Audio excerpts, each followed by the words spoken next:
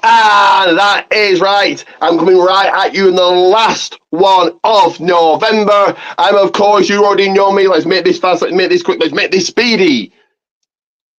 Still a man with a title. Still the man to beat. Still your podcast prediction champion. I am excellence personified. I am the man they call Ricky Coleman. This is the Reigning Rock podcast. So do like, share, subscribe, all of that. As always, you know what I'm going to say, grab yourself a drink. Whatever choice of drink you may have, may want as you're watching this. But I don't come alone. I never come alone. I'm going to bring in my tag team partner and my co-host for this evening. He is the man they call the Emperor himself. He is Sam. And how are you today, Sam? Hey, buddy. Good to be here. Good to be here. So let's get this underway. Let's kick off with the first segment, as always, which is, and I'm interested in what you've been up to the last few weeks. So let's kick this off with this.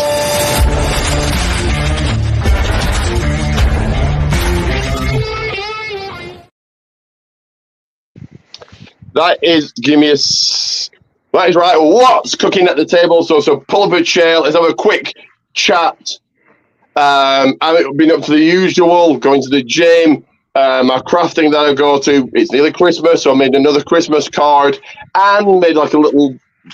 So last week I made a bracelet, like a word bracelet with letters on. This week I made a little thing just saying acknowledge me. And that's it, really. I've been to wrestling, but we'll get to that later on here.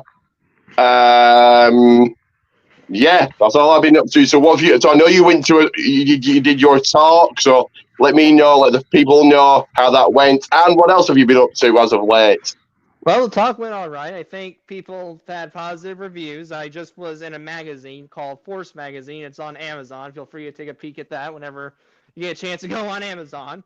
And then I'm planning a breakfast with Santa, so that will hopefully be next month. Getting ready for that a little bit. And then a podcast episode dropped out where I interviewed some of my friends.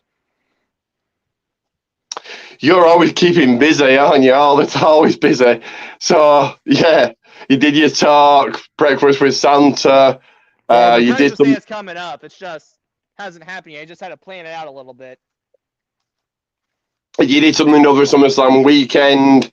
So do you not get? I would get very shy. But do you yourself not get shy on the microphone talking in front of people? No, not really. Hey, I'd be like, I wonder if I get booed, I get booed. Screw them. I would say like 2 words and give the microphone to somebody else, and I would just stand there. I don't like talking in front of people. You say D Generation X, 2 words, suck it, and then go out. I get very much stage fright, but then at the same time, I like being the centre of attention. But if all eyes are on me, you're like, oh no, thank you. Gotcha.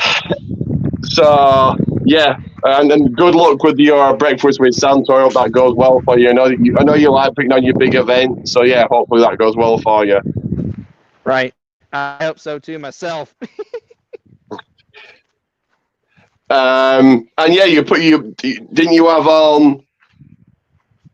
I think you had Caleb on your podcast, or else have you had on other people? You've had other people on, haven't you? Yeah, they were one of my friends. Had a friend up in New York, and then a friend who's currently an elementary teacher. And I believe you've had some Hall of Famers on. You've had RVD, Kane, Jake Roberts, both Bagwell, if I'm not mistaken. Yep, I had them all. The ones you just listed are the ones I had. Oh, I can only hope I can get those such big names, but It is what it is.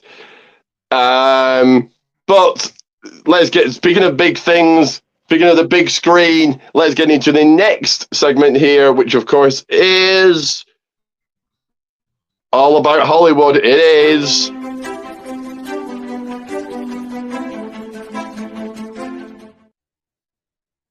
movie talks. We actually watched 4 movies since the last episode. And they are Time Cut. That's on Netflix. That's okay. The new Hellboy, the Crooked Man. My advice is do not watch it. To save yourself time and do not watch. The third movie was. I've got them written down here. Oh, the Canterville Ghost. That's a nice. I'll sit and watch anything. And the 4th movie, Bagman. So again, that's a horror movie. It was okay. So yeah, what movie have you been watching as of late, or what else? Other things you've been watching?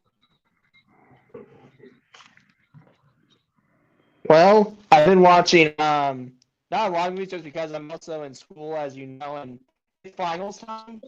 So it's kind of hitting the fan, as they say. But one movie I've been watching lately, because it just came out on Peacock, I've seen in theaters or on DirecTV, is Despicable 4. I thought it was a good movie. Did you? I thought it was good. Did you like it?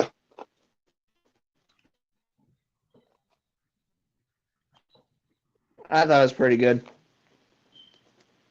But the second one in Despicable Me series is way better than the first one. I'm not going to lie to you there. Yeah, I think although I thought it was good, I think they made too many, and looks like they may be making a 5th one. Suppose they keep making money, so why not? Right. But you gotta go where the money goes sometimes.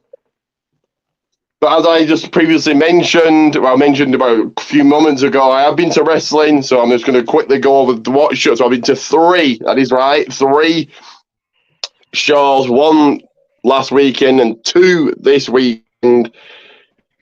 So I know Sam will recognise this voice, and here it is. It is now time for Wrestling Days Out with Ricky Goldman.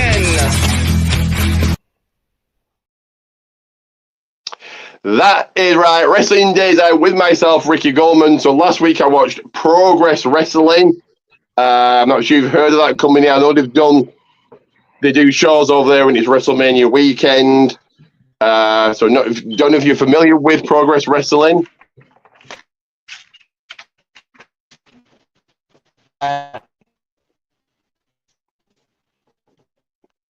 We've got a little bit of technical difficulty here, but let's go through it anyway. The second show was last night. Nice, decent show. There was a guy there, that used to be in, and it was NXT in NXT UK. You had a tag team there for Ring of Honor. So yeah, it was a nice, decent show. And then today was good. I got to see a chain match live. I've never seen a chain match live. So that was good to see. And then I've got 2 more next month, and then also we're into next year. So I don't know if you attend any wrestling shows, or are you any local to you? Do you have any local to you or no? We do. It's just that sometimes it's not a lot. But you were talking about shows. One show I know I will be appearing at is I will be at this year's annual Royal Rumble. I got tickets. Really? I've been lucky enough to go to a watch party for Royal Rumble. Speaking of that, I'm going to a watch party for Survivor Series, where that's just like you go to a bar and it's on TV and there's other fans there. They do a quiz. So, but I think the Rumble would be fun, and you've obviously got John Cena in it, his last Rumble ever. Yeah, I think Caleb's going to be with me too. So very quickly, who's your early picks for both? So for the men's, who do you think wins that one? Honestly, I don't know. There's a lot of good candidates. You know, I honestly don't know. I have a gut feeling this year they're going to go with the Cena route or the Reigns route. It's going to be the trilogy: Reigns versus Rhodes, or Reigns versus Rock, or Cena's going to do it because it's his last year. To me, that make the most sense. Yeah, I think you've got a few options. You've got Cena, you've got The Rock. And The Rock could totally just heal it up. He could come out as number 4 or something, and he just walks around the ring because he's on the board. He can do what he likes. Walks around the ring, goes on commentary, comes out drinking his tequila, goes backstage, goes into his office, comes back out. He could do that. Yeah, he could have Reigns. There you go. That's not a bad idea. You could have Reigns do it. Do they have The Rock beat Cody for the title at the Rumble? You've got to make the title interesting, so I think The Rock should win it. And so another person you could possibly go in, cash in on how popular he is, and that's Jey Uso. So going after Gunther and defeating Gunther at Mania. You could do that. They're the women's. Ew. Yeah, I was going to say Tiffany, but she's already got a title shot. So who do you think wins the Women's Rumble next year? That's what I'm thinking too. Honestly, that's what I'm thinking too. I mean, for women's, to me, the one that makes the most sense is, I think, a return, whether that might be, or maybe I'm trying to think what else could be one. Honestly, I think it's kind of cool if Nia lost the title to someone who's Rumble, comes back for the title, she has another Mania moment. You see, if they want to put over NXT as a third brand, have someone from NXT do it, maybe. Then that shows anybody can win it. Hey, there you go. Right now, I think Tiffany cashes in at the perfect time is War Games. I think she cashes in there. She's going to be champion. You could have Nia do it, maybe, but I don't know. If I'm going to pick somebody, I'll very quickly pick one. Nia,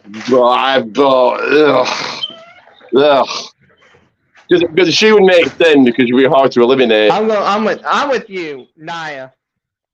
Yeah, I'm going with Nia. I got to go with Nia for this time, but time may tell, though. I mean, you never know. Things could change instant. As they say, anything can happen in WWE. Or somebody from NXT.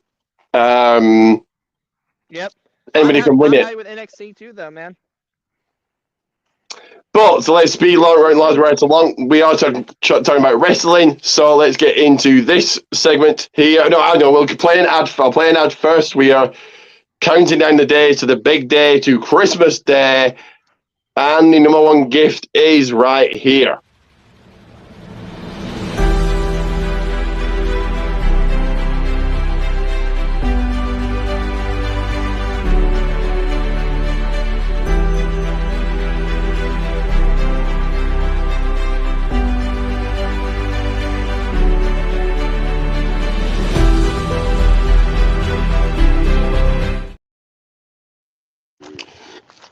That is right. Protein Teas, Goldman's One, and on my social on screen right now. And may follow me, like, subscribe, all of that. I'm now 11 away. I was 10. Now 11 away from 400. Try and get me to that by the end of this year, before we go into 2025. But let's speed into where is it? This right here. So let's hook up. Let's get to the ring because it's time for. Once I can find it. It is now time for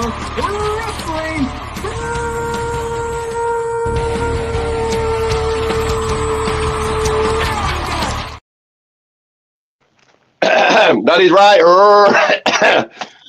Wrestling roundup. I can't do as well as Sam. But Do you need me to do the introduction? that is right. Yes, you do the introduction for Wrestling Roundup. All right. It is time for, ladies and gentlemen, Wrestling Roundup. Perfectly done. Much better than anything I can do. So, let's start with, and we'll really quickly get through because I do want to talk about Full Gear. So let's quickly get through both, Dynamite and Rampage. So, the Don Callis family knock off Ricochet, Will Ospreay, Kyle Fletcher, and Mike Dallas. Cool.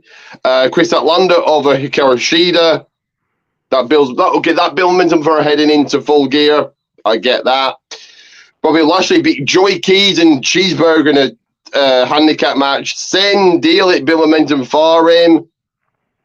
Hang on, they were saying that his debut was at Full Gear. Clearly not. Okay. It built momentum for him, but again, two jobbers. Darby Allin took the L to Claudio Castagnoli and Orange Cassidy over Wheeler Yuta. He also building momentum. I'll give it a bronze plus, I'll say.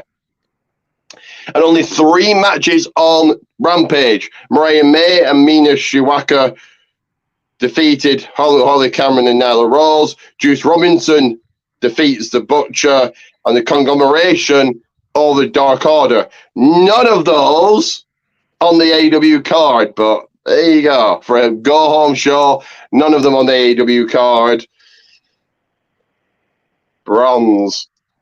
Anyway, let's get to full. Did you watch Full Gear, or shall I just speed through it? Just speed through it, buddy. Take a breath then. So on the 0 hour, we saw, I didn't get to see Anna J. Deanna Purrazzo. That must have happened at some point, apparently. Buddy Murphy won a fatal 4-way match against Commander, Dante Martin, and the Beast Mortar, sorry. Yeah, it was a win for him. I thought we'd have the Beast. Yeah, I did say Buddy Murphy to win, though. So, Big Boom AJ went over QT Marshall. He got blown up very quick. He came to the ring with a child. Private Party retain against 4 of the tag team to the Gunners, the Acclaimed, and the Kings of the Black Throne. Cool, as predicted. Yeah. MJF knocked off Roderick Strong, as predicted. He played builds momentum for him against Adam Cole at World's End. But so far, all of them were TV matches. I don't know the match order, not that it really matters, but Mercedes Moné did retain against Chris Statlander in the longest ever AEW women's match. She's never losing. Jay White surprisingly defeated Hangman and Page. I thought they were going to get a one apiece and do another match at World's End, but no, that didn't happen. Daniel Garcia is your brand new TNT champion, knocking off Jack Perry. Good for him. I do like Daniel Garcia, and it's his time. Bobby Lashley, very quickly, very easily, destroys Swerve Strickland, as you would expect. Kyle Fletcher over Will Ospreay. Okay, so you have Daniel Garcia win on pay-per-view and Kyle Fletcher. So those 2 bits were good, but the rest, not so much. Takashita retain against Ricochet. No shocker there. And Orange Cassidy put up a good fight, but he came up short. John Moxley is still your AEW World Champion. I think I awarded it a silver minus on my live stream. I think I awarded it that. So that's AEW done. Let's get to WWE. So let's get to Monday Night Raw. That saw Liv Morgan. This was this week's Raw. Liv Morgan, Raquel Rodriguez came out. You have to go. You have to go. I'm sorry. Then, I'm sorry. then Nia Jax did. Tiffany Stratton did. Candice LeRae came out. Hey, Ricky, I hate to do this to you, man, but I went to bail out on this one because my parents are calling me for dinner, man. I'm sorry. Okay, then that's fine. I'm sorry, brother. I'm sorry, man. That's fine. Okay, then. Yeah.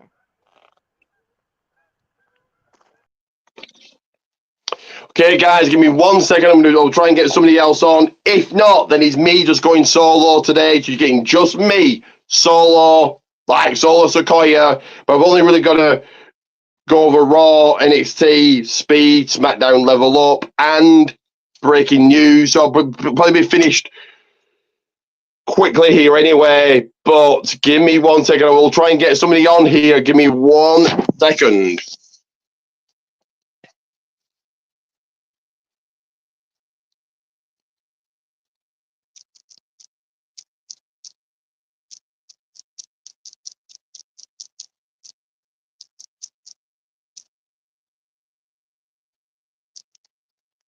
Give me 1 second. 1 second. 1 second. 1 second. 1 second.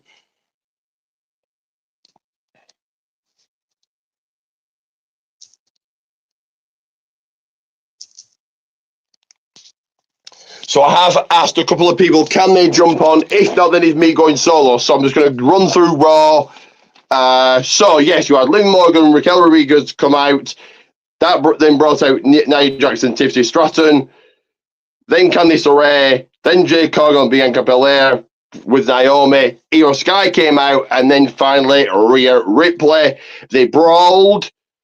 So I believe that was a return of Rhea Ripley. No, it wasn't. She returned last week. So that just hypes up the Women's War Games. Rey Mysterio and Zelina Vega defeating and beating Chad Gable and Avinal in fresh tag team mixed action.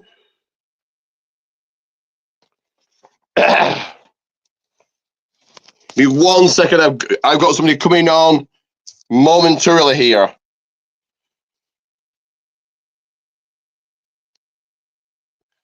So these guests are going to be interchangeable. Sam's going to have to step away to grab a bite to eat. I have got Marcus coming on. So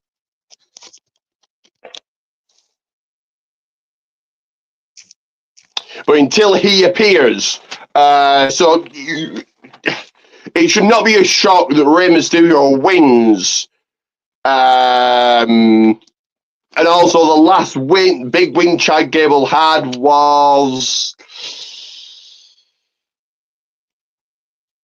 I think until Marcus does come on, I think very much with Raw. I said it before, I'll say it again. They're kind of throwing whatever at the wall and seeing what sticks.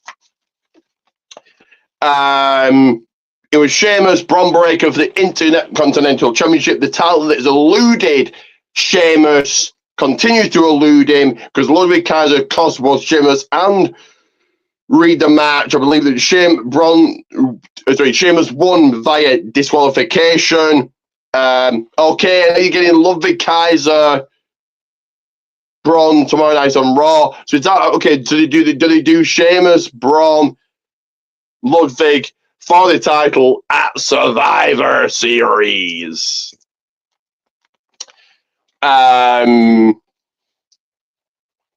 Cool. So you've got also the 2 War Games, which we'll get into shortly here with SmackDown. You've got Priest, Gunther,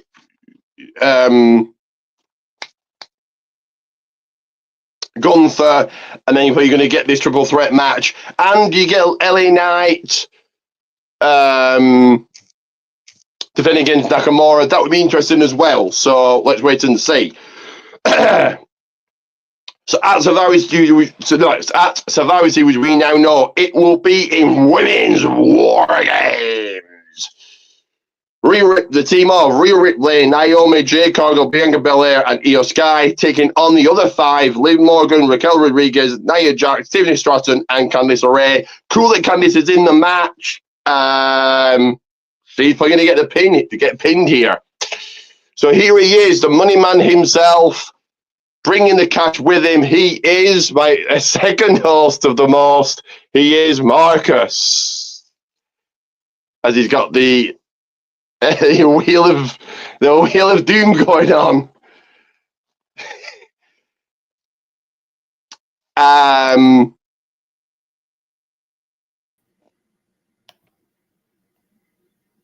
There he is. I thought he turned into John Cena for a second.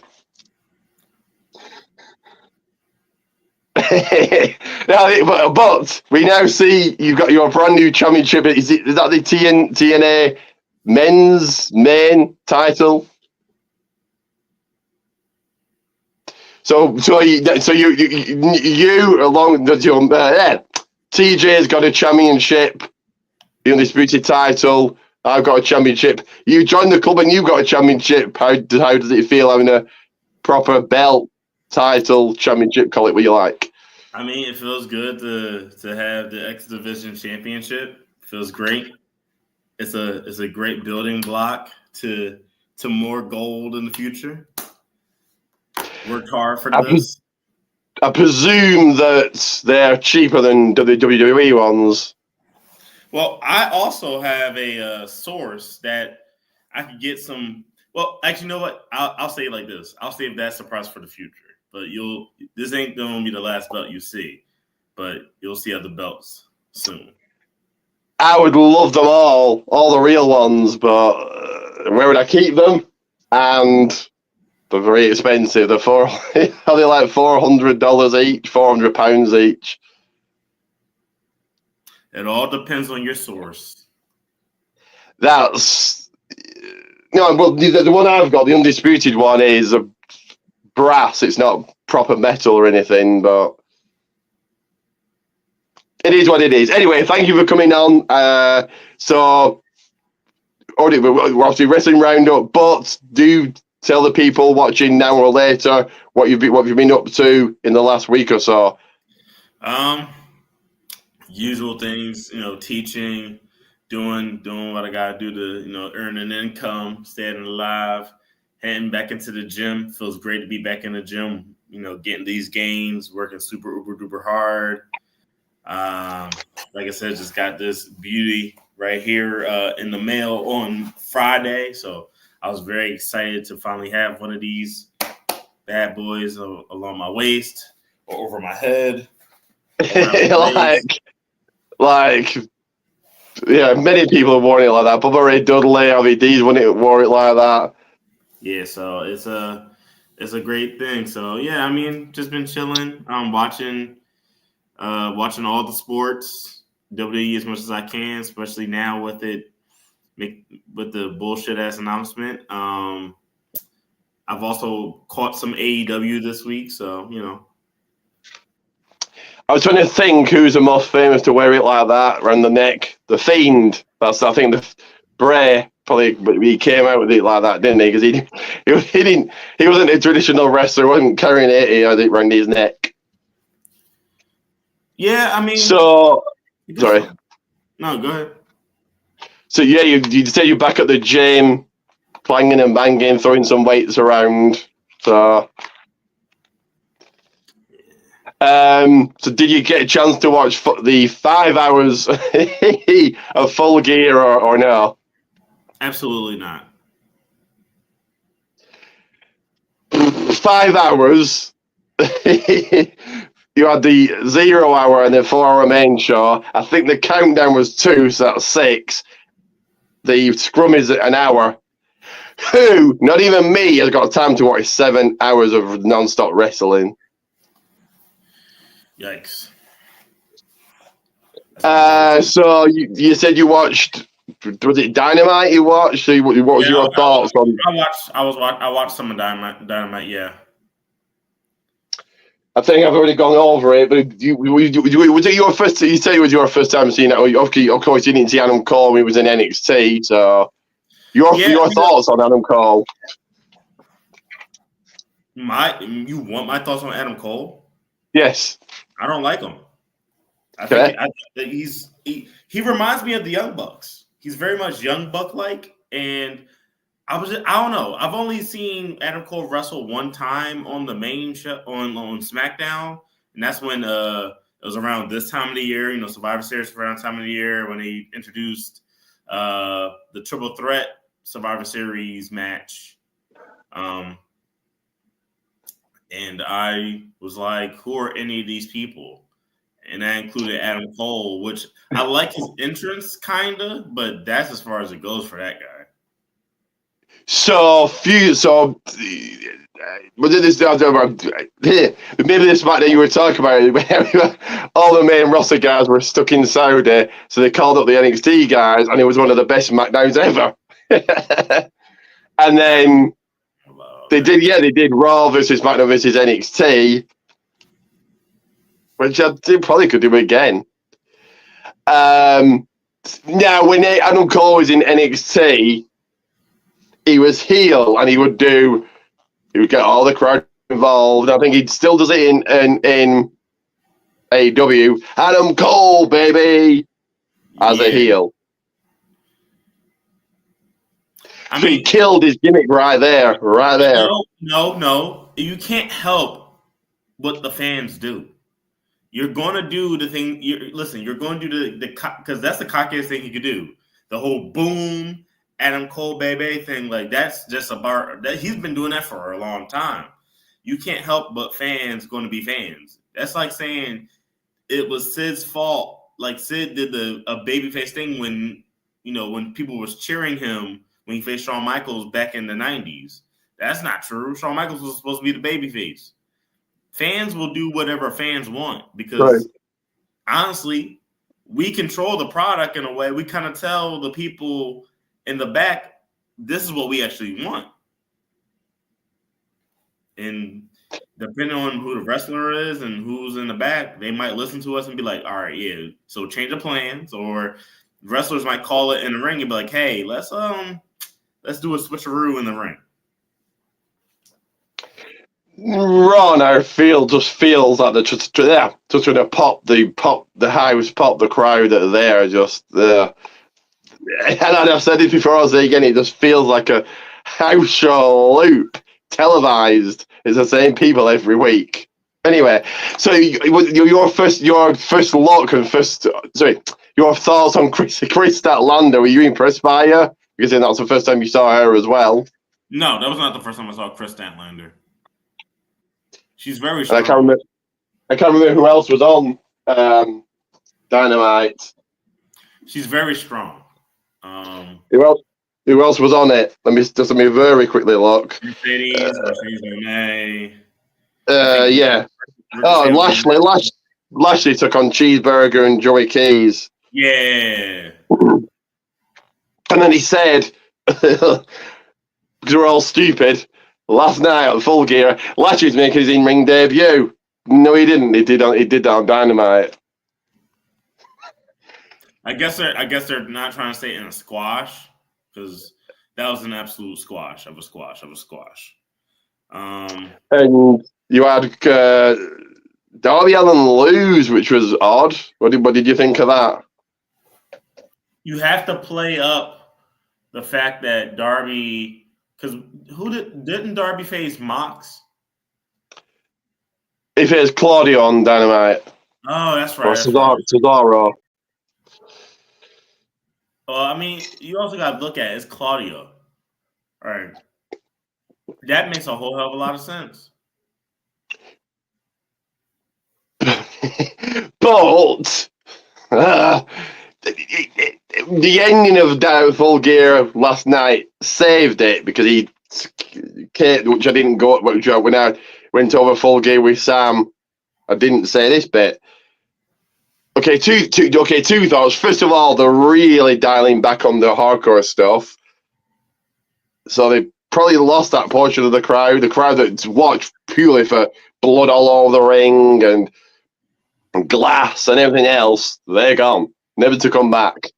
I don't think people just watched AEW for the gore. I don't know where you're getting that from, but okay. It's what's the word I'm looking for? There's a word. and I've got this from who I watch every single Tuesday. Dr. Chris Featherstone. He's a psychologist, and he looks at wrestling like that. He looks at he's a fan, well, not really a fan. He watches it because he gets paid to watch it, paid to watch Raw. But he looks at it very in a psychologist way, and it's pop after pop after pop. Darby Allin jumps from a ladder. That's not enough. Darby Allin now jumps through fire. That's not enough. He now jumps through glass. That's not enough. And that's what the fans are wanting. It's just, he's going to kill himself, which he nearly did because he just came smashing out in his car and took out Moxley's car. So I presume he goes after Moxley. And they were, and there's rumours he's going to win the title. Ugh. That's actually pretty cool.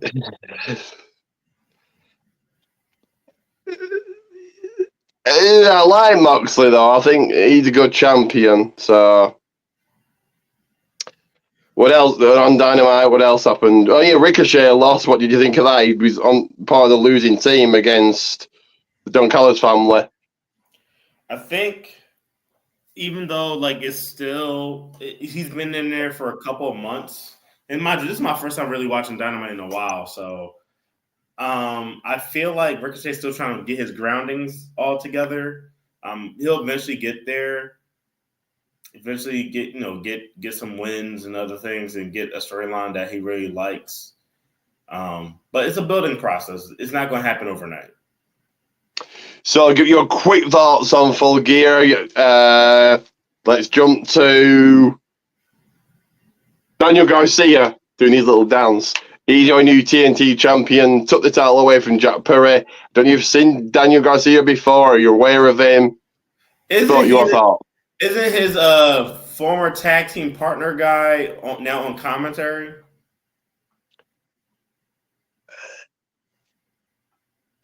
Yes, I think he might be. Danny Magic, who was Ever-Rise, or you didn't watch NXT, but him and another guy were Ever-Rising, they were Ever-Rise and they were called 2.0 in NXT.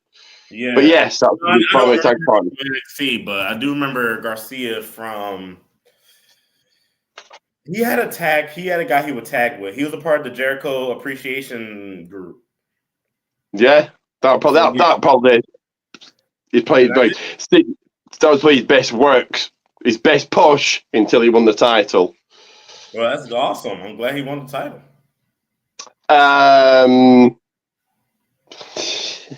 Oh God, Big Justice, Big whatever it's called, Big Boom AJ went to the QT Marshall.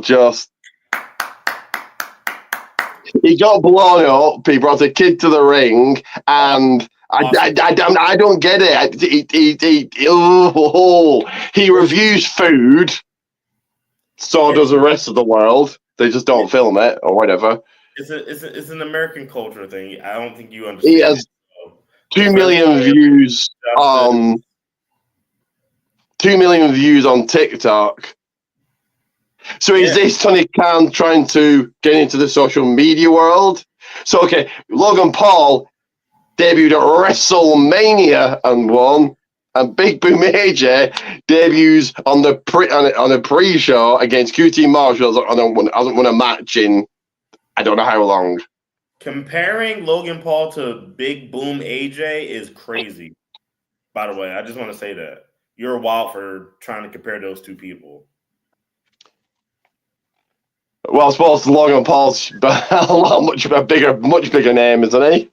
Absolutely. Logan Paul was on Vine and stuff before there was even such thing as TikTok. So Logan Paul got his fame from a whole different source. Big Boom AJ probably hasn't even been out that long.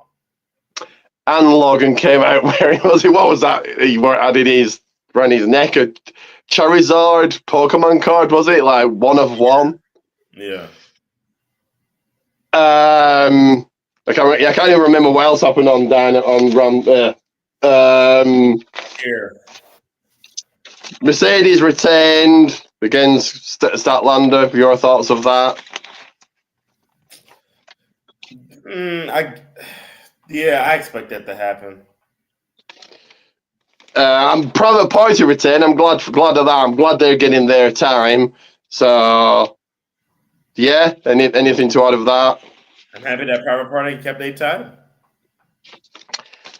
The rest was just and Moxley retaining. No, okay. Cassidy put up a good fight, but lost. So, are you shocked at that, or did you think that Cassidy was going to take the title? Nah, Mox. I figured Mox was going to keep it. So let's get on to Raw. I was reviewing it as you were coming on. So Liv Raquel came out, and then Nia did, Tiffany did, Candice did, all the face women did. They brawled. It sets up War Games. Your thoughts on that, and your thoughts of Candice being in the match. Are you happy that she's in it? That she's getting this big push all of a sudden? As far as wait, who's all in the War Games match? I have not been watching Raw. Well, as of Raw or as of the tape SmackDown, we'll say as of Raw. Let's start with the women's match. I already know who's in the men's one. I need the women's one. As of but SmackDown, next week's SmackDown's pre-taped, and apparently somebody's been took out of the match. I'm not going to say who if you didn't watch. Yeah. So as of Raw, Liv Morgan, Raquel Rodriguez, Tiffany Stratton, Candice LeRae, and Nia Jax, Rhea Ripley, Jay Cargill, Bianca Belair. I forgot two people: Io Sky and Naomi.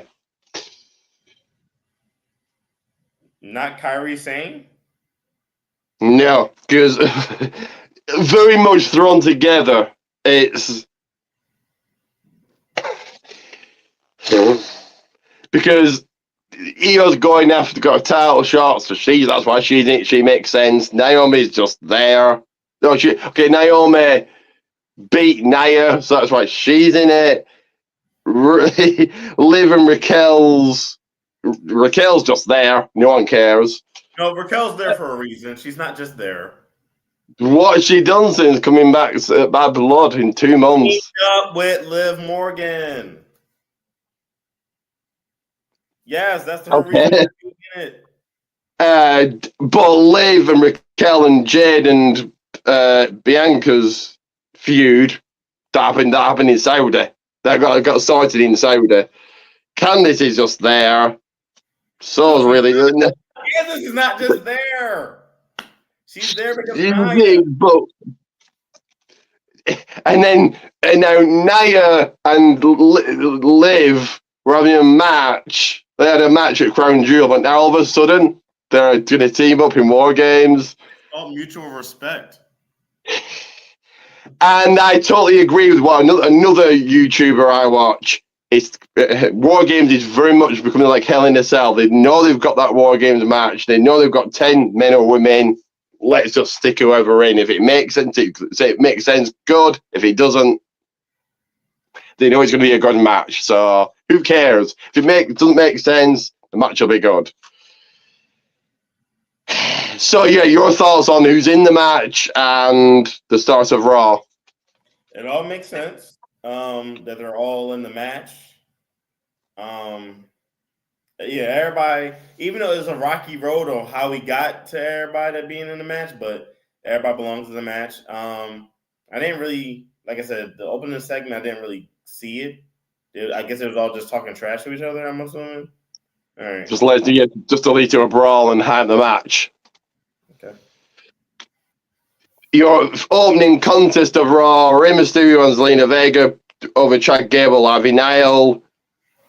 It should not be a shocker anymore. It should not be, Rey Mysterio won. He should be winning every week. He's a Hall of Famer. I don't know about every week. Or no, not every week, but he shouldn't be as jobbed out as much as he is. You're not using the word right. He's not. That's not jobbing out. And he beat Chad Gable. His last big win was, and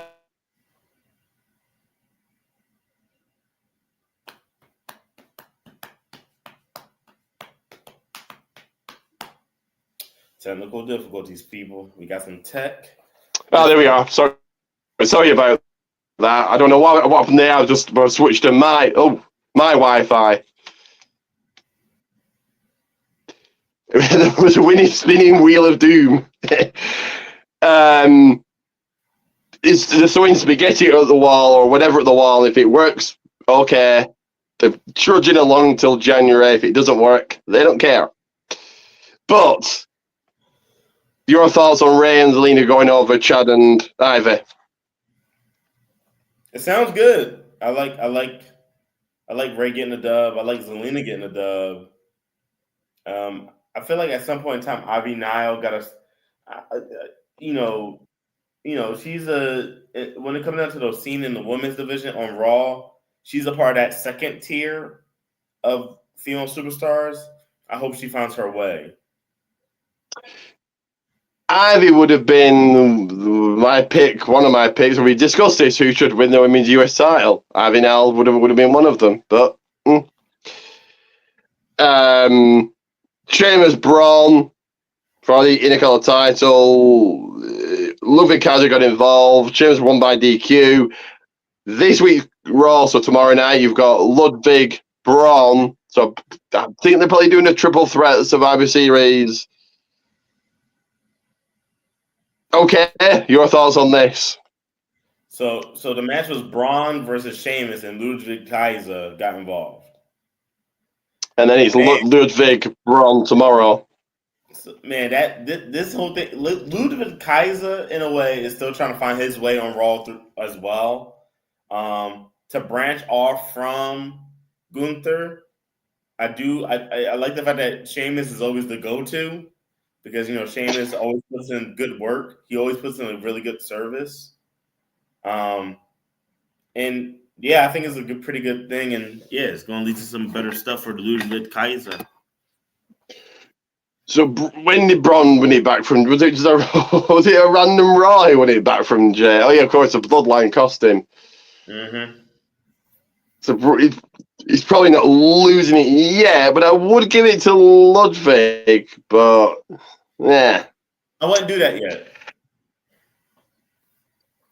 I wouldn't do that. I like Ludwig. He carries himself. He's a good heel, and yeah. Oh, absolutely. But War Games knocked off Khalito and Dominic Mysterio. Building momentum to the title match. Please do that at the Survivor Series and not just on Raw. I like the War Games are undefeated since returning. But and I know you love Dominic Mysterio, but they pinned Khalito. Yeah. I could pin Khalito. It takes nothing. He hasn't won a match in months. Let's not say crazy things now. Okay, so your thoughts on War Games going on at the War Games? War Raiders, too many wars. War Raiders going over. I think because you're trying to build up a proper tag team, right? You're trying to build up a proper challenger for the World Heavyweight Tag Team Championships. I think that's a good thing for them to win over the friends of the champs. It came out today. They've been tag team champions for 150 days and defended the titles once. That's bad. They got here's the other thing about it though. They have other things going on that took away attention from the tag team. But you look at Jeremy Anchor, they nearly did, not every week, but I think it's about 10 title defenses they've had this year since winning the titles back. When did they win them back? Not a Clash. Oh, was it Clash? No, because Unholy Union won them, didn't they? Yeah. So whenever it was, but whenever they got the titles back, they've had 10 title defenses. And in your main event, Bronson Reed, 1, 2, 3 over Seth Rollins. Now, beating Rollins should be a big win. They didn't treat it as a big win. It was, we've got like 30 seconds to go of Raw. Get up there. Tsunami, 1, 2, 3. Raise his hand. Gone. Just like, hey. So, like, just, yeah, he beat Rollins. Gone. Builds momentum heading into War Games, but yeah. So, rating for Raw, bronze. So, your thoughts on Rollins losing and your rating for Raw? I think here's one of the things. The recognition of Bronson Reed being a bigger superstar than what he initially was pushed to be is that's what's happening right now. So I think Seth, counting the lights is actually a good thing, especially if you're trying to make Bronson Reed into a threat. But overall, this Raw sounds very bland, so I'm gonna give this Raw a bronze. It was good Reed winning, but he just speeded it. He got it up. Tsunami, 1, 2, 3, raise it down in seconds.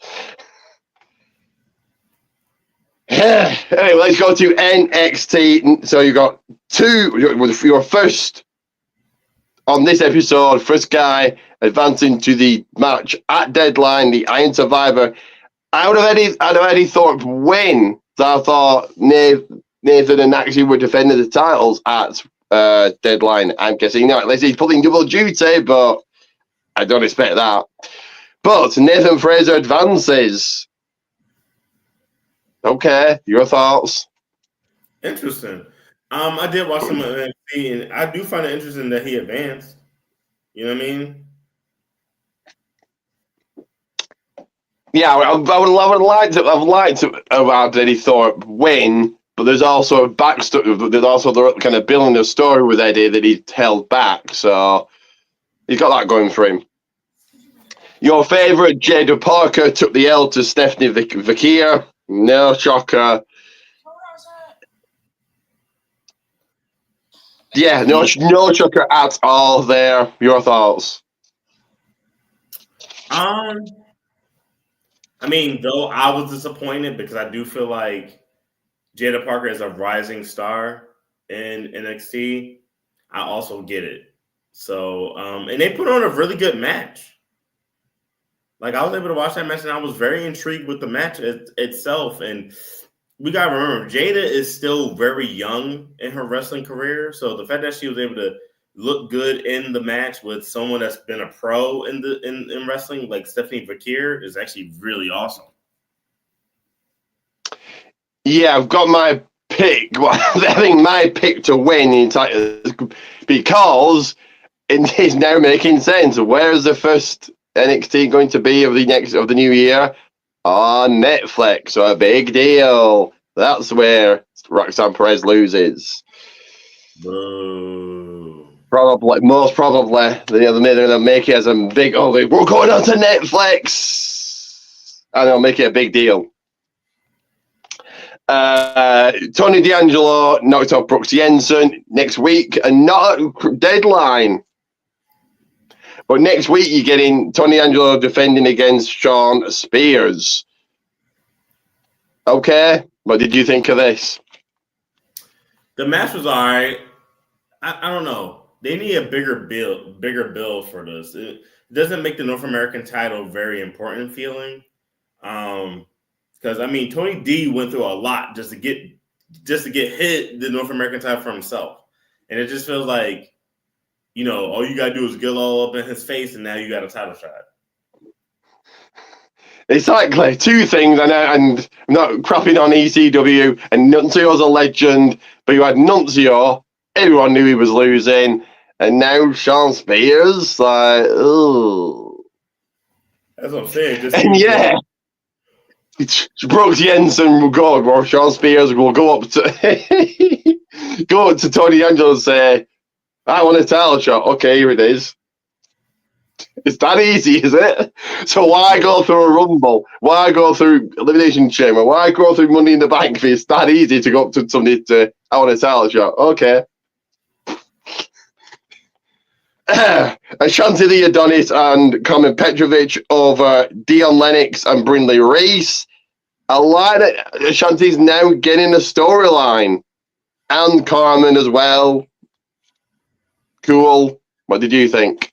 It was a nice little entertaining match. It was nice just to see the funny dynamics between the two teams, and seeing the Adonis actually getting some now his storyline's getting headwind, so it's pretty cool.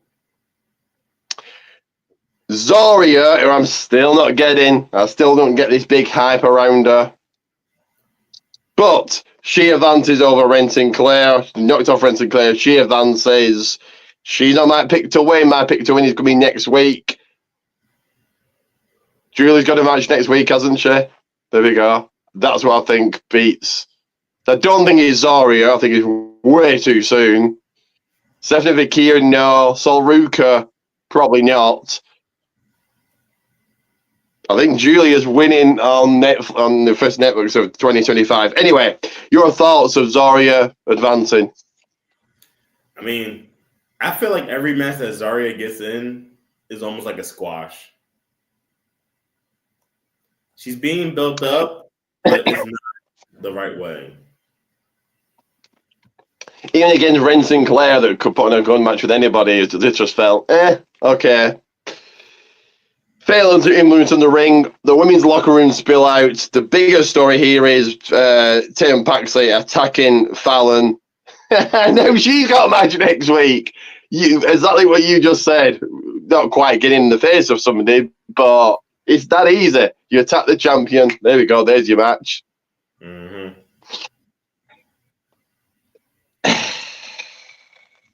Do you see Tatum winning next week at all, or no? No. And your main event, it is finally done. It is finally over. Chase U. Bye-bye. Ridge Holland did it. Knocking off Andre Chase. Going on to get a title shot at Deadline. Cool. I like that Ridge Holland's getting a push. He's probably not winning the title at Deadline.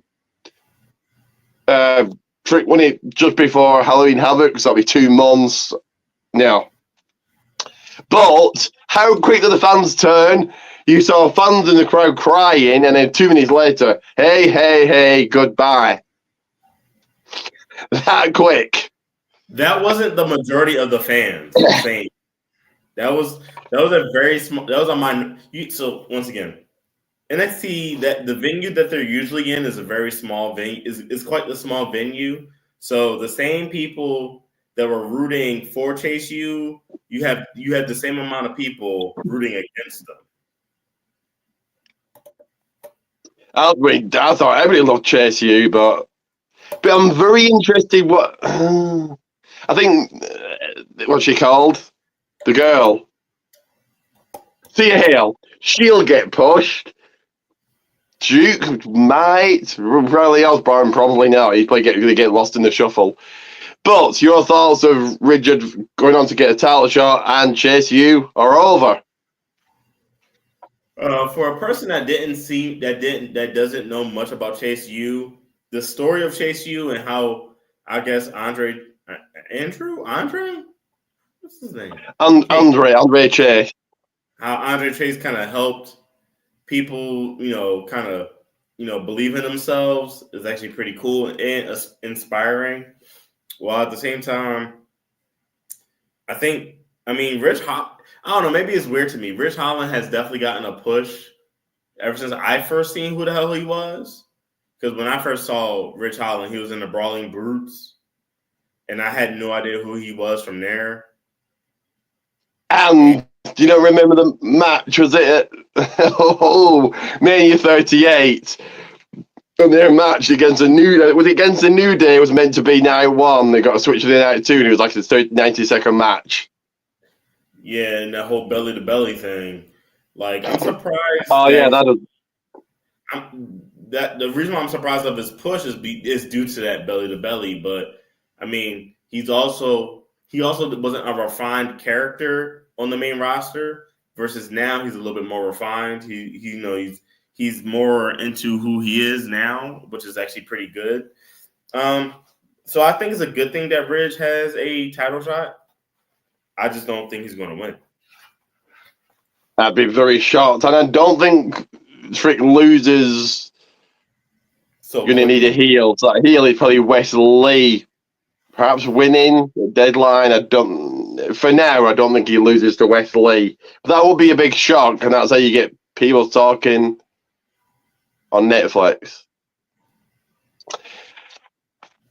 Anyway, good NXT rating. I'm going to say very strong silver. What's your rating for it? I'm gonna give it a silver minus. On Speed, we've got a brand new Speed champion, and his name is Dragon Lee. Dragon Lee finally winning gold in WWE. Let's hope this is his actual push and not just on Speed. Silver, your thoughts on Dragon Lee winning the title? Bronze minus. No, your thoughts on him winning the title? Whatever. WWE doesn't need this show. It's a waste. They need it because it's only 3 minutes or 5 minutes for a title match, but it keeps you thinking about WWE throughout the week. Raw, SmackDown. Oh, there's Speed. SmackDown is in 2 days. No. Speaking of Smacky D's, the Bloodline. So the guys of Bloodline came out. Solo spoke.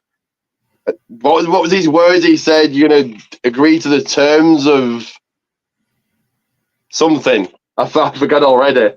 To the terms of losing or something. He said to Reigns, "You're gonna agree to the terms."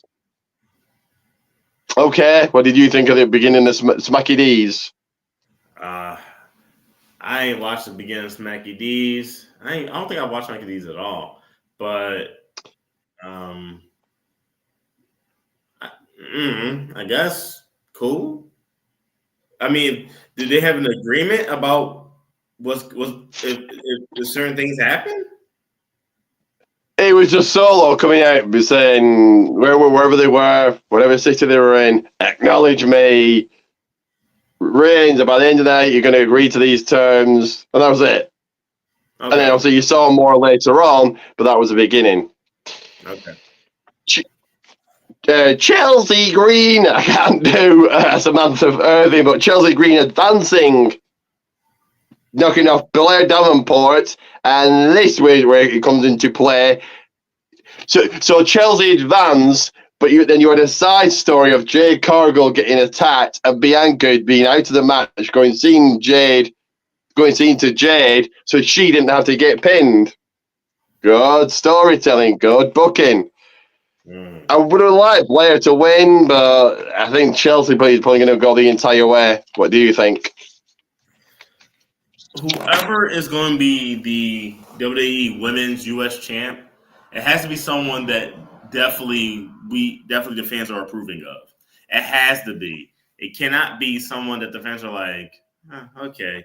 You got to build up the title first. Like the title's brand new, despite the fact of it having a name of a championship that has a great lineage.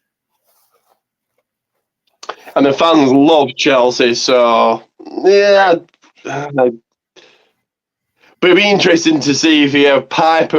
Has Piper been in a match? If Piper hasn't been in a match, it'd be interesting to see if she wins and those two face off. That'd be interesting. LA Knight, yeah. Defeated. Escobar is still your US champion. The bigger story of this is Nakamura attacking LA Knight again. So if they do that as Survivor Series, Knight won at SummerSlam, September, October, November. It was early August. 4 months, you could give Nakamura the title, but I think they're making way too much out of LA Knight's custom title.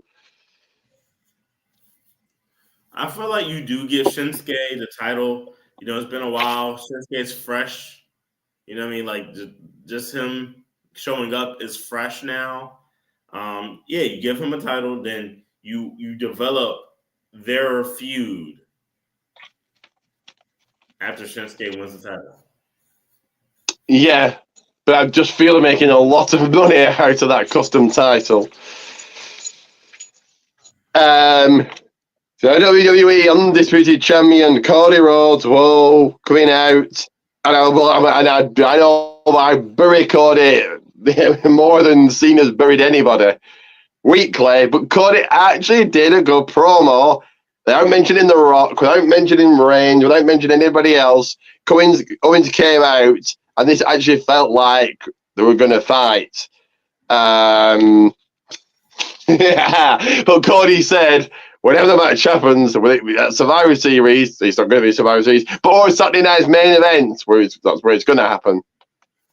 But Owen finally told us why he turned on Cody, and that was because he spent 4 years fighting the Bloodline, more importantly, Roman Reigns. And what did Cody go and do? Teamed with Roman. So that's why he attacked him. I know you didn't watch SmackDown, but okay, shall I just move on then to the match, or? Tell you my thoughts about it. Okay. I saw this on Instagram. I at least saw this on Instagram. One, you're definitely wrong about Cody Rhodes not being able to do a good promo. His promos are actually pretty damn good, usually most of the time. Even without mentioning both of the Samoans, he actually has a good promo. Even with him having a lisp, he is a very good promo. Kevin Owens has a valuable case, right? You've been beefing with someone for 4 years, particularly Roman, right? And we all know Roman was on some stuff, and we all at a point in time was like, yo, Roman needs to lose to Kevin Owens. Like, how did he not lose? Yeah, it does look kind of weird. It's like, yo, yeah, you teamed up with him, but it's also like Kevin not seeing the bigger picture, which was like, hey, my enemy of my enemy, well, I guess they're my friend right now until later, because Roman needed the help. Cody was tired of Solo. It made sense, but of course, for WWE purposes, it also makes sense why Kevin feels slighted. I get it. Now, don't. His contract's running out in January. They probably won't want him going to AEW. Do they put the title on him at Saturday night's main event to convince him to stay? What do you think? Hell no. Kevin Owens is going to retire in WWE. He's not going nowhere. Nowhere can pay him the money that he deserved, that one he earned, and two, even if like, all right, I don't think Kevin Owens. This is going to be Kevin Owens has made the most money he's ever made in his life in WWE. He's had great pushes in WWE, even without the titles, without any title at all. Him going to any other company at this moment in time in his career would be definitely it'll be him lowering himself. And yeah, if he went to AEW, end up like everybody else, you get a month, 2 months posh. Unless of course your name is John Moxley, he's the exception. Everybody else gets a 2 months push and then nothing. In women's tag team action, Bayley and Naomi beat by DQ Tiffany Stratton and Candice LeRae. And then you had all the women come out, all of them. Io Sky, Liv Morgan, Raquel, and then finally Rhea. They brawled. Continues to build that match even further. So your thoughts on that? I did like I like the tag match. I like that Candice and Tiff were kind of like arguing over who's like really like the right hand person for Nia, because Tiffany has her own motives and Candice is like, I don't have any motives. I don't have anybody. I'm trying to be just with you guys. And yeah, I mean, of course, it's going to lead to everybody coming out, and it's going to be a giant brawl in the process. Can you see Tiffany cashing the perfect time, and she can after the match? Obviously not June, she's in it, but after War Games, do you see her cashing in on Nia Survivor Series? Is she in the War Games match? She can do it afterwards. No, absolutely not. Because she's going to be too beat up after the match to even want to cash in on Nia.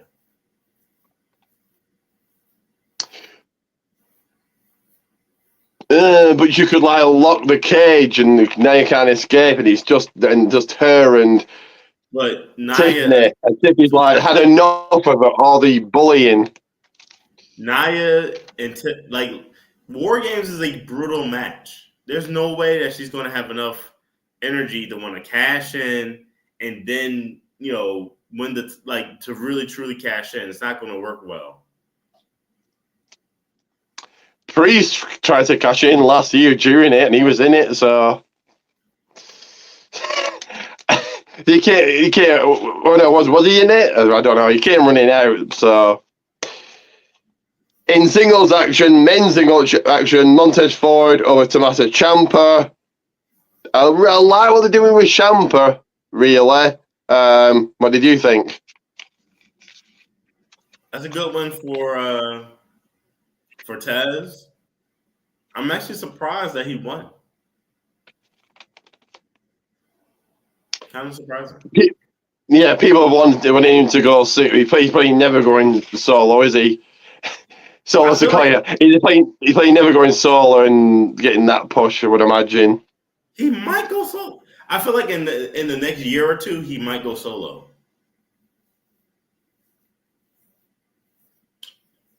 Maybe. So speaking of Solo Sequoia, here they come again. The Bloodline for the second time in one night. Interrupted by Reigns' Bloodline. Reigns, Uso, Sami Zayn. And who's back? Ladies and gentlemen, here he is. Paul Heyman's back. Cool. Very cool. What do you think of the return of Paul Heyman after 3 months, is it? That he got took out before SummerSlam, didn't he? It was well needed. All this with the Bloodline felt empty without Paul Heyman being around. And of course, he said it. It's not going to be 4 on 5. It's going to be 5 on 5. It wasn't Seth Rollins. It was the man you love to hate. CM Punk is the 5th man. Brawl. The face-off was very interesting. I don't know if you could tell what they were saying, but Reigns was, he's my wise man, and then Punk was like, we'll see about that. I'm not here for you, I'm here for him. So,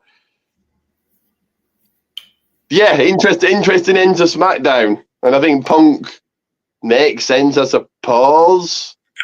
Because it will build him. I presume, I would imagine I'd be very shocked if the Reigns' Bloodline loses. But so he's on the winning team, which builds him for going for next month at Saturday Night's main event. Still a very strong Silver of SmackDown. So your thoughts on Punk being in the match and your rating for it? So on one end, you can see it as Punk just got thrown in there because one of these things are not like the other. Right, but the reason why he belongs is if you remember one of the last things that Paul Heyman ended up doing when he spoke on the mic, CM Punk made a special appearance on Smacky D's, and Punk was there, saying his things, and the Bloodline came out, and Paul Heyman said one thing to CM Punk. He said, "There's only one favor I need from you. Take me with you." Well, Punk didn't take him with him, but we all know that CM Punk has a soft spot for Paul. So that's why it makes sense, but yeah. When Paul got the problem, I'm sure CM Punk was like, all right, listen, whenever you come back, whatever you need, I'll be there. And so, but alongside that there's also Bronson Reed being a part of being a part of Solo Sikoa's Bloodline team, which also makes sense as well because he's also Samoan. So you can once again say like, oh, some parts of this Survivor Series match don't make sense. But then again, how this match wouldn't have ever been 5-on-5. It wouldn't be a traditional one if you didn't add in at least 1 to 2 people that didn't really belong. Very true. And your rating for SmackDown? I'll give you a silver. I'm gonna give it silver. And very quickly level up. Joe Coffey, that it seems to be so lost in the shuffle. Like, oh God, knocked off Harlan Lewis. Laney Reed gets win after win. This time it was against Tara May Steele, and Dante Chen also won against Charlotte Hill. Silver minus. So only 2 pieces, well, 1 little and 1 big news article to discuss. But I will play this first. 1 second. Never miss a second. Never miss an upload. Never miss anything I do. And never miss when I go live. Doing watch parties and my brand new podcast. Live Wednesday nights at 8 p.m. The Reigning Rock Podcast.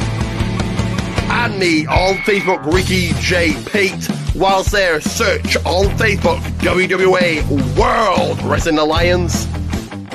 Follow me on X at Ricky Goldmans.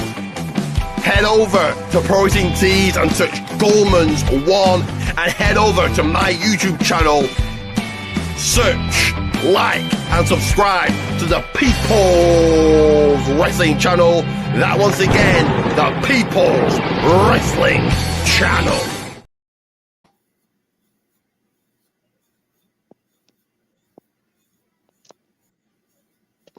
And that is right. And me, follow me, do all of that. 400 subscribers by the end of this year. Let's see if you guys can get it done. As we go into the final segment here, the cameras are rolling, the newsreaders are ready, and it is...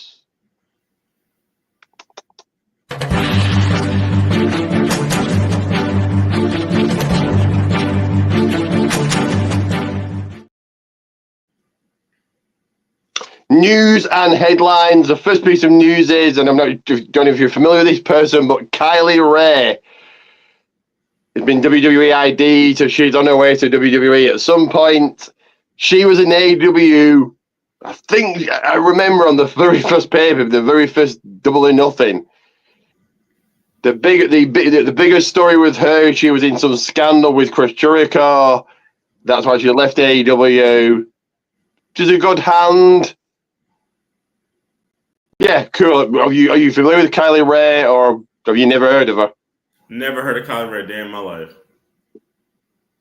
Fair enough. So the big piece of news is Triple H got interviewed about Netflix, about the buffering, and his response was, if 70 million, I think it was like, if 70 million, not the 70 million, but 70 million people might watch Raw, the first one, he was like, if 70 million people are going to watch Raw, that buffering will be good then. He doesn't care. He's made his money. He's made that $5 billion. Their audience has got smaller. If everyone in the world who has Netflix watches it, I think it's just over 230 million in the world. Smaller audience. And not everybody's going to watch it. The whole world isn't going to watch it. So your thoughts on them going to a smaller audience and the fact that Triple H couldn't give a crap about the buffering? All right, here we go. So I'm going to say this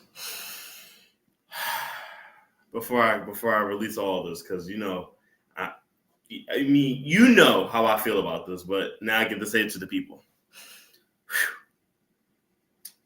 I feel like this is the worst move WWE. This is probably one of the worst moves WWE has ever made in their lives, from a viewer's standpoint. Not from a money standpoint. This was very smart. They got all the money that they needed from their perspective about the money, the cash cow side of the business. The viewership side of the business is where they're going to suffer the most. Netflix has 283 million subscribers, right? That's worldwide. Of that 283 WWE fans with Netflix, I'm gonna give it maybe a good. Wow, I'm slicing them way deep.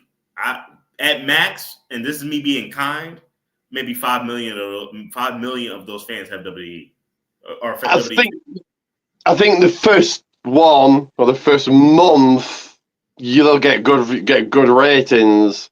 What's going to end up happening is that those people that been away from WWE for years and years and years, they're gonna cut. They're gonna be like, oh, it's on Netflix. Let me just check it out, right? So the ratings for those maybe first couple episodes is going to be through the roof. After that, and the reason being, and I'm going to get to the other part too. The reason being is that, well, there's other things still on during Mondays, right? People are still watching whatever's on regular TV on Monday. Tuesday, not much is on Tuesday, so NXT might actually get viewership on Tuesday. Wednesday, that's not their day. Thursday, it's not their day. Friday is a day, and this is the problems it was already having with network TV as well. Friday is not a day of people staying in the house watching fucking TV anyway. Friday is a day where people go outside. That's people's date nights. That's when people are socializing with their friends on Friday evenings, making plans with their friends. And now you're making it somewhat harder. Like you're minimizing. Your audience used to be this big, and now you're shrinking your audience to being this big. So those same people that might have watched your product in a bar or something still on a Friday, that's eliminated. People have wives, people have girlfriends, boyfriends, whoever. Guess what? Those people aren't going to watch SmackDown. They're going to watch whatever movie or series that they have planned with whoever the hell they're watching it with. WWE has made a bad move viewership wise. Now, to get to the part about the buffering, why should he care?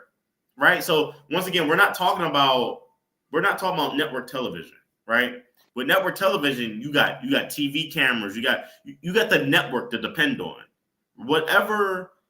And most times I would say this. And this is maybe just me saying this. I don't know too much about this part.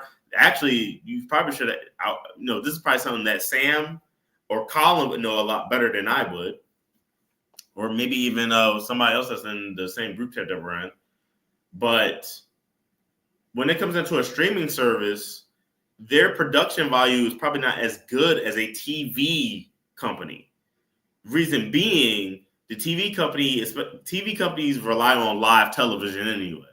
Most of their programming is shot live or is done with their live crew. Compare that to what WWE is trying to do. They're trying to shoot a live event through a streaming service.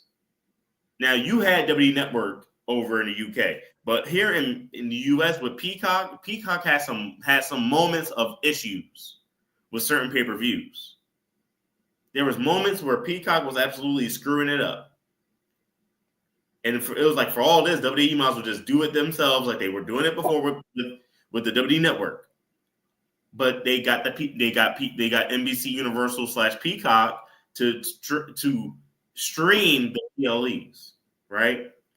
And it's like when USA does Raw, there's rarely ever any complications.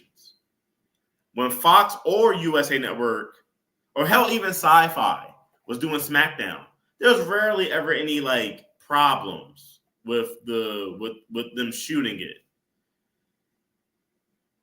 Now, the probability of mass buffering issues happening during a live Raw, the chances are there.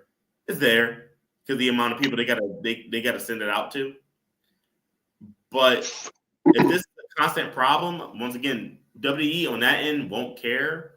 But because it wouldn't be their problem. It would be Netflix's problem. So it would be Netflix having to fix that. I think for an average Raw, SmackDown, NXT, you'll be fine. Oh, it's going to be the Rumble. Because in Mania, you'll get 2 minutes of the Rumble and just...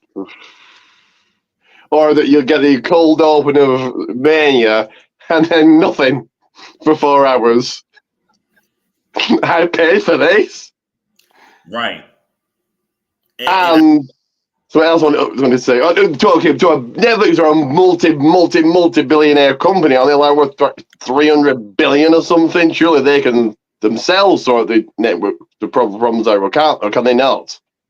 I feel like this. I feel like all these different deals that they sign. I mean, all right. So, I'm sorry to keep the guests holding on, and maybe they might agree. Maybe they might love the way my soothing voice sounds, but I don't know. So, USA Network, WWE and the USA Network have always had a beautiful relationship, especially ever since Raw debuted on USA Network back in 1993. They've always had a beautiful relationship. That's why, like, the one time Raw left for a network, it was TNN. It was the Tennessee Network, which we now know as Spike TV. But that was only one at the time. And that was like the early 2000s. So ever since then, USA Network has always been the home for Raw. And, you know, they do their different dealings with SmackDown. SmackDown has been on UPN, which is now the CW. It's been on, which is also in Philadelphia, at least in the Philadelphia area, it's called My PHL 17, the CW. They've done it with Fox. They've done it in, you know, and now it's back on the USA Network. They've done it now with NXT. NXT was once upon a time just a WWE Network exclusive thing. Then they moved it over to USA.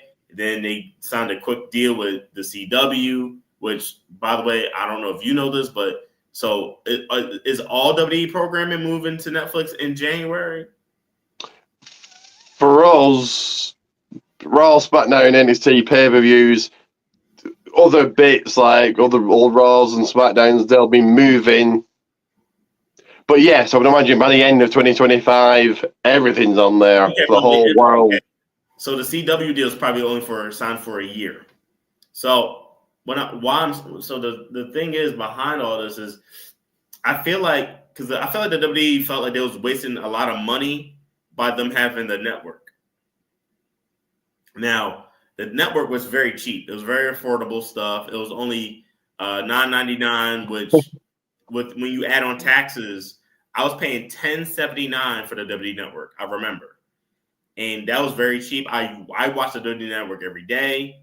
It was a part of my morning routine to watch the network. And it was great. You know, I was finally able to watch PLEs. I never had watched pay-per-views or PLEs prior to the WWE network. I never was able to catch them because they cost a whole lot of money. Now I'm able to watch them, and I only pay close to $11. This is amazing. But me thinking it's amazing, WWE's probably like, we're losing a whole lot of money from this. So the best idea that they can do is like, all right, well, we can do it ourselves, or we can team up with a different network. That's when they teamed up with Peacock to do it, right? And then they was like, well, Peacock got his own programming and all the NBC stuff. So the next best move is to try to find a different deal. And instead of having all these different streaming deals, just try to have their home in one place. That's when the Netflix game came in. But call me a conspiracy theorist.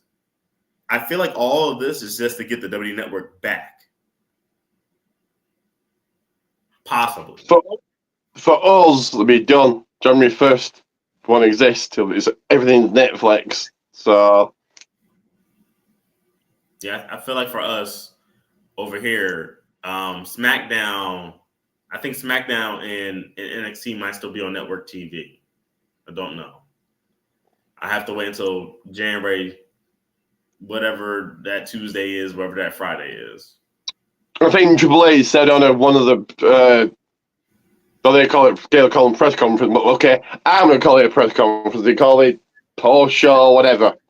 I think he said on one of those, it's the UK, or sorry, it's Europe first. The rest of the world will follow. By the end of 2025, the whole world is watching. Well, they hope it's the whole world. The whole world is watching all WB content purely on Netflix and nothing else. Now that will more people will go to Netflix or not, I don't know. That's probably what. But then, how do Netflix care? They're like I said, if you look it up, they're worth like 200 billion or something, aren't they? Something ridiculous. Well, So the hope is right since WWE has such a huge following.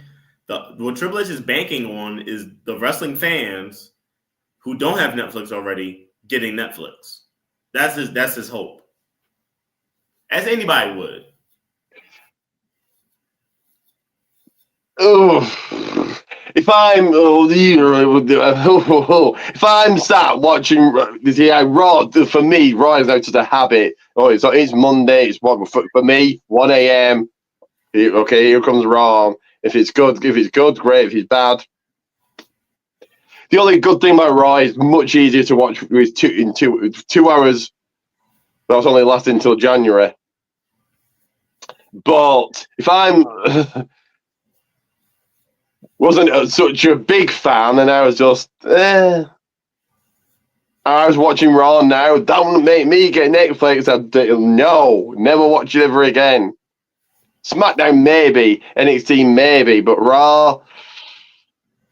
Well, that's about to be me. Listen, Raw. Sorry, Raw. Won't be watching you. I'll see the highlights of Raw through Instagram. Sorry. Well, when it goes to Netflix, hopefully it's going to be a lot better. But then we'll have third hour make it better. Hopefully, who knows? Then the fans aren't happy. 3 hours is too much. Okay, they made it 2 hours for you. 2 hours is not enough. Yeah, but like I said, it's going to be for Mania. That's where the world will be watching WrestleMania. And that's where the buffering will start. You'll get the cold open, 2 minutes of the first match, and just that for the rest of Mania. For 2 nights. For 2 nights. If that happens, that would be insane. And for SummerSlam, you'll get the same, because that's 2 nights now. That'd be so insane. Just. And then no one's going to watch the second night. To be like, oh, that up on night 1. No, thank you. Mm-hmm. And then watch the replay. But like you've said before I finish up here, like WWE are money-making machines. $1 billion deal after $1 billion deal. And they can charge $30,000 for a Mania ticket, and they know they're going to sell it. Fact. Someone will buy it. Someone will have 30 grand just to spend on a Mania ticket. So they're a money-making machine. And that's their focus. They're a business to make money, but it's only unfortunately us fans that suffer. Either the bad product or bad streaming services. Hey, anyway, do you want to relay your catchphrase? Tell the world what to do.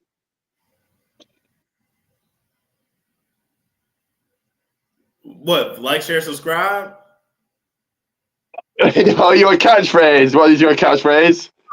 Ching ching, bling bling. There's always money over here. Your new NXT champ, your new X Division champion. Yeah, you wrong company, but I might start watching more TNA next year. Get away from AEW because it's really not for me. And more TNA. I might start streaming for the TNA pay-per-views, perhaps, because they're quite decent, aren't they? So, yeah, my plan is to actually start watching more TNA, and I'm going to end up watching more AEW as well. So, but until next time, until next Sunday, like, subscribe, share, all of that, and always remember: if wrestling is the game, excellence is the name, and excellence is Ricky Coleman.